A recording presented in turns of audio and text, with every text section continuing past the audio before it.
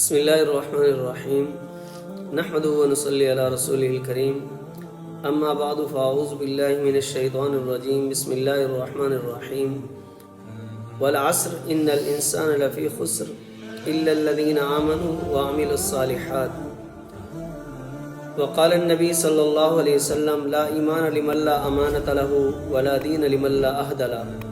محترم سامعین، آج آپ حضرات کے سامنے جس ٹاپک پہ گفتگو ہے وہ ہے ایفائے عہد، وعدے کو پورا کرنا، وعدے پہ پورا اترنا، معاہدہ کر کے اس کو پورا کرنا۔ اسلام کے اندر اس کی بڑی اہمیت اور بڑی حیثیت ہے۔ آج ہم مسلمان ہونے کی حیثیت سے اسلام پہ نہیں چلتے، نام اسلام کا استعمال کرتے ہیں۔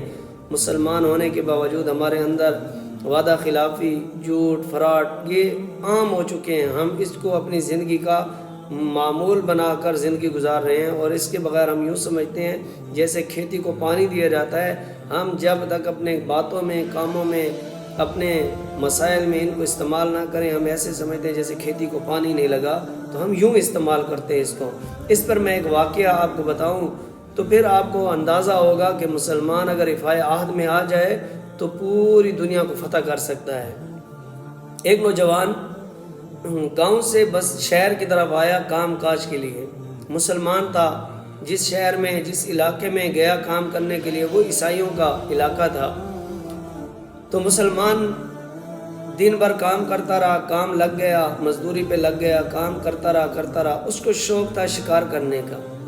ایک دن وہ شہر کے قریب ساتھ میں جنگل آبادی میں گیا اور وہاں اس شکار کرنے کے لیے جب وہاں شکار کر رہا تھا، اس نے جب تیر چلایا تو تیر ایک جانور کو لگنے کے بجائے ایک چھوٹا سا بچہ آیا، اس بچے کو وہ تیر لگا، جانور کو نہ لگا، وہ بچہ موقع پہ مر گیا۔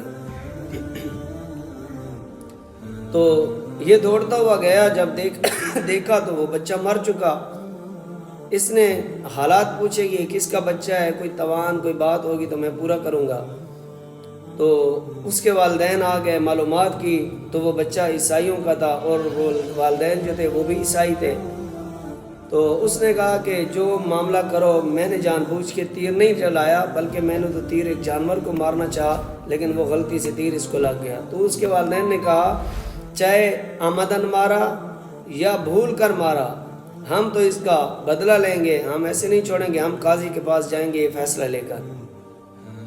چنانچہ اس نوجوان کو پکڑ کے قاضی کے پاس پیش کیا۔ جس جج قاضی کے پاس پیش کیا وہ بھی عیسائی تھا، چونکہ علاقہ گاؤں وہ جو شہر تھا وہ تھا ہی عیسائیوں کا، اس میں اکثریت عیسائیوں کی تھی، تو وہاں جو جج اور قاضی تھا وہ بھی عیسائی تھا۔ تو فیصلہ ان کے سامنے گیا کہ بھئی یہ مسئلہ یوں اس نے کیا ہے اور ہمارے بچے کو اس نے قتل کر دیا۔ عیسائی جج نے پوچھا کہ ہاں آپ نے اس کو تیر مارا؟ تو اس نے کہا ہاں مجھ سے لگا ہے تیر، اس کو میں نے مارا۔ تو ان کے والدین نے مطالبہ کیا ہم تو قصاص بدلہ لیں گے، اس سے ہم یوں نہیں چھوڑیں گے۔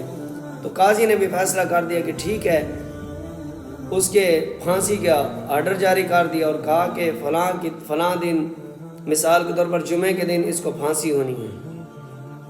10 دن، 7 دن، 8 دن ایسے درمیان میں اس کو جیل میں ڈال دیا گیا کہ اتنے دنوں کے بعد فلاں دن اس کو پھانسی ہونی ہے۔ تو جیل میں ڈالا گیا، اور جیلر جو تھا وہ بھی عیسائی تھا۔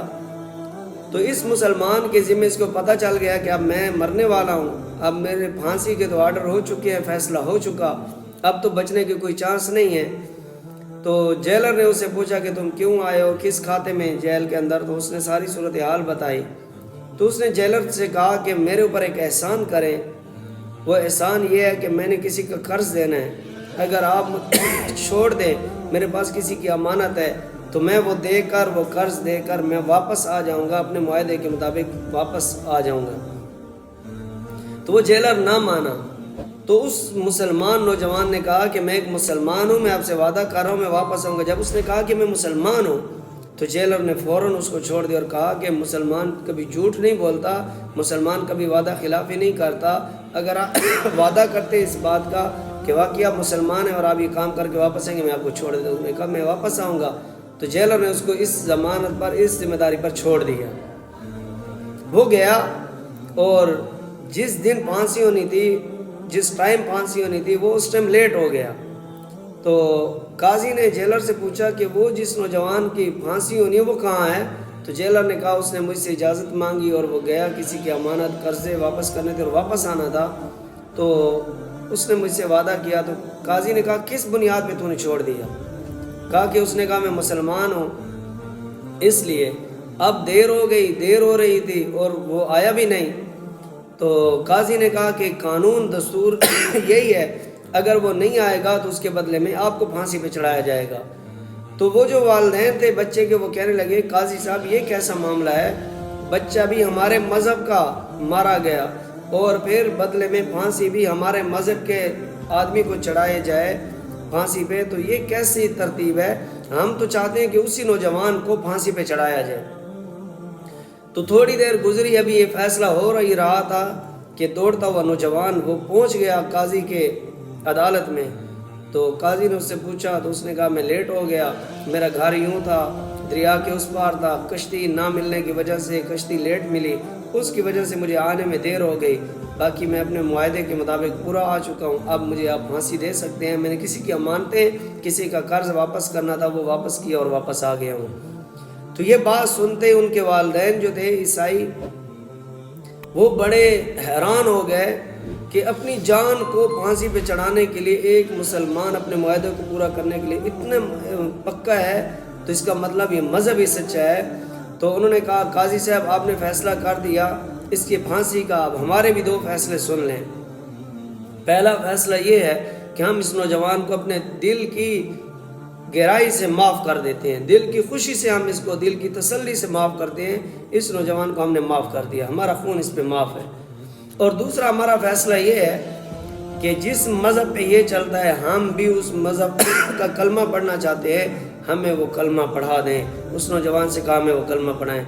तो मेरे भाई, एक नौजवान की सच्चाई, एक नौजवान का इफ़ाए आहद, एक नौजवान का अमानतदारी का सबूत देने पर एक बंदे के लिए, एक नौजवान की इस ज़िंदगी के इस पहलू को गुजारने के लिए, इफ़ाए आहद के पहलू को अपनाने के लिए एक घराना मुसलमान हो जाता है। ज़रा सोचें, अगर हम सारे ही मुसलमान अगर इस्लाम के मुताबिक इफ़ाए आहद के साथ, अमानतदारी के साथ और सच्चाई के साथ ज़िंदगी गुजारना शुरू कर दें, तो खुदा की कसम पूरी दुनिया पे मुसलमान पूरी दुनिया को फ़तह कर लेंगे और पूरी दुनिया इस्लाम के लपेट में आ जाएगी। अल्लाह ताला से दुआ है कि हम जैसे अपने आप को मुसलमान कहते हैं, हमें ऐसे मुसलमान होने का हक़ और एहसास भी अल्लाह हमारे दिलों के अंदर पैदा फरमाए।